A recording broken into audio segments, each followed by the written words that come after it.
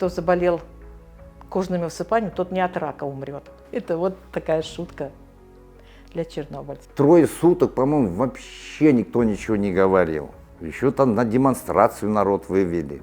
Это ВПЧ-2? Да. Что у вас там горит? Взрыв на главном корпусе, между 3 и 4 блоком. А там люди есть? Да, И люди есть, да? да. —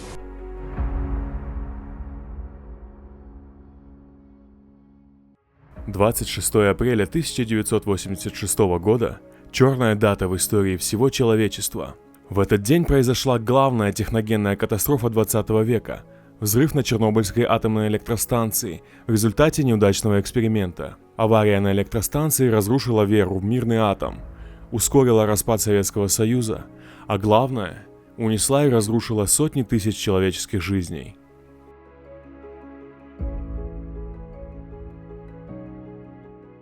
Затронула эта трагедия и многих крымских татар. Среди них семья ликвидаторов ЧАЭС Дамир и Февзия Якубовы. В 1982 году Дамир ага окончил военное училище в Самарканде, и через 5 дней после свадьбы они с супругой отправились служить в поселок Десна под Черниговом, недалеко от Чернобыля. В 1986 году, когда все это произошла трагедия, наша дивизия была одна самая полная укомплектованная, и возможности были большие, подняли по тревоге. И получается, все думали, что просто обычное учение, а получилось, естественно, мы подумали, что это очень серьезно, только министр обороны имел право поднять по полной дивизию.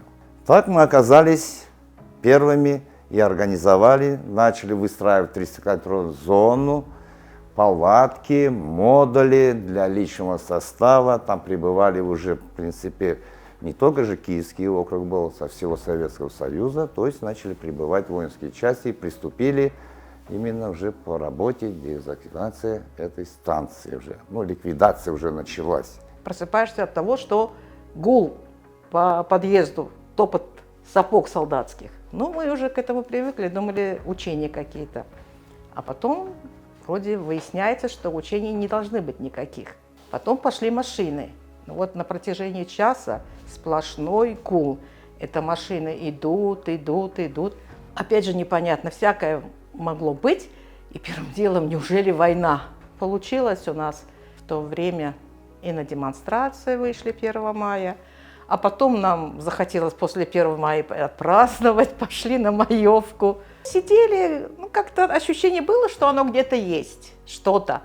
Но еще такого страха не было, что действительно вот радиация до нас доберется. Февзия Якубова тогда работала в военторге, организации, отвечавшей за быт и торговлю для солдат советской армии. Формально гражданские, работники военторга получали 10% боевых, надбавку к зарплате, которая обязывала их исполнять приказы военного командования.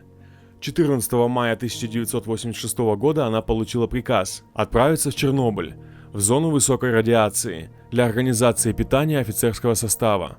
Поселили нас в самом Чернобыле, магазин. Раньше же в советское время строили так, внизу магазин, вверху какой-то ресторанчик. Первое впечатление – запах. Видимо, вот когда поспешно все уезжали, вот это все, что было, продукты, все, что там осталось, вот это все испортилось. И этот запах такой несносный. Черный город, все окна пустые, ни света нигде. Где-то куры бегают бесхозные, собаки, кошки, и нет людей. Вот это, конечно, немножко удручает. Идешь по городу, а он совершенно пустой, вымерший.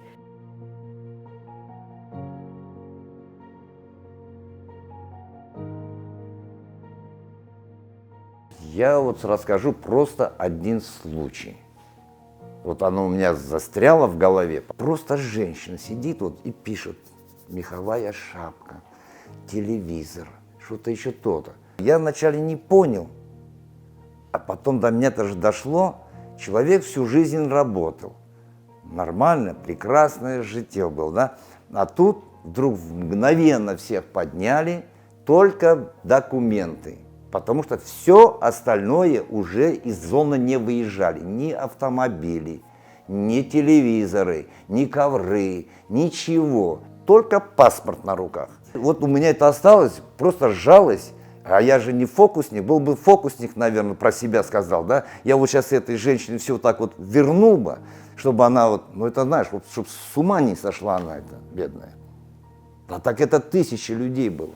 Потом уже в 1987 году опять отправили на должности начальника автомобильной службы 25-й бригады. Вот, чтобы было понятно, 25-я бригада с 2 комплектами, это 8 тысяч человек и техника. В те дни Дамир Якубов выезжал в зону отчуждения ЧАЭС ежедневно. 30-километровая зона тогда была разделена на 3 территории по степени радиационного загрязнения. В 5 утра вставали химики, разведчики. Вот, это первые колонны, они выходили.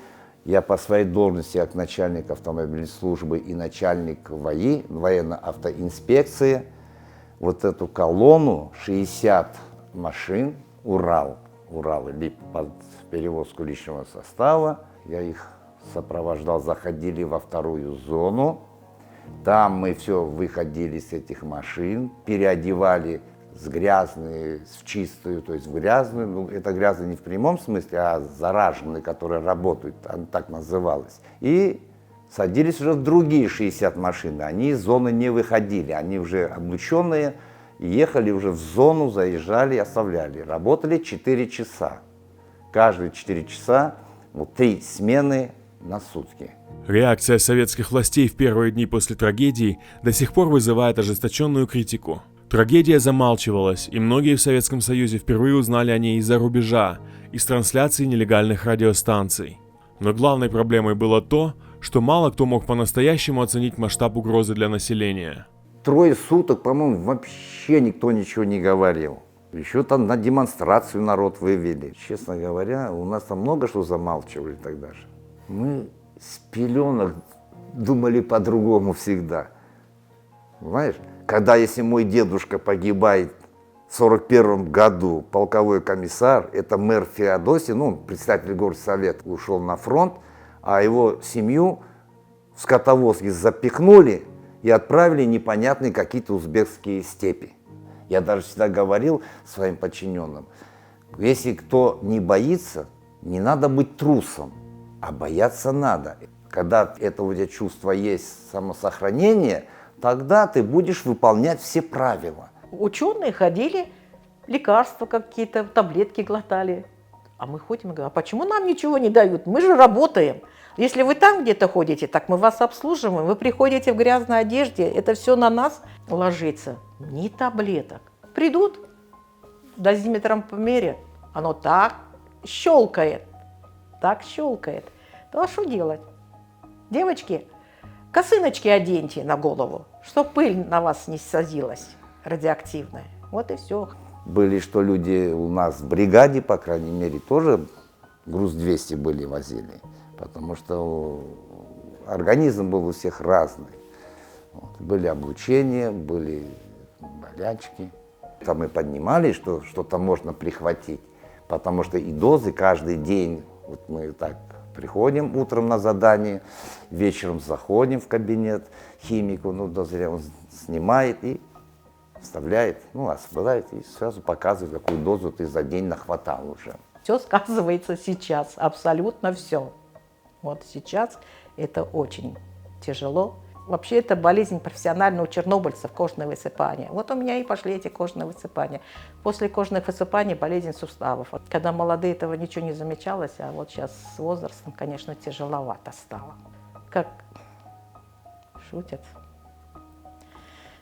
Кто заболел кожными высыпаниями, тот не от рака умрет. Это вот такая шутка для чернобыльца. Тот умрет не от рака. Негласный закон был, нужно было переждать какое-то время, только потом можно было забеременеть или родить.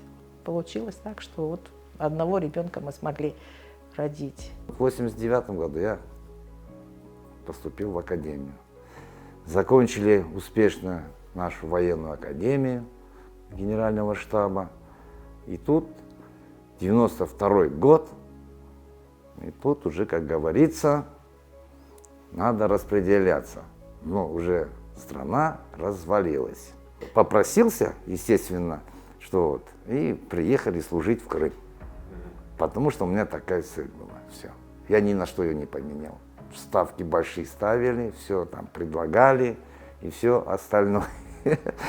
Я сказал, мне это, что я в таким мундире уйду на пенсию, что я уйду с таким мундиром.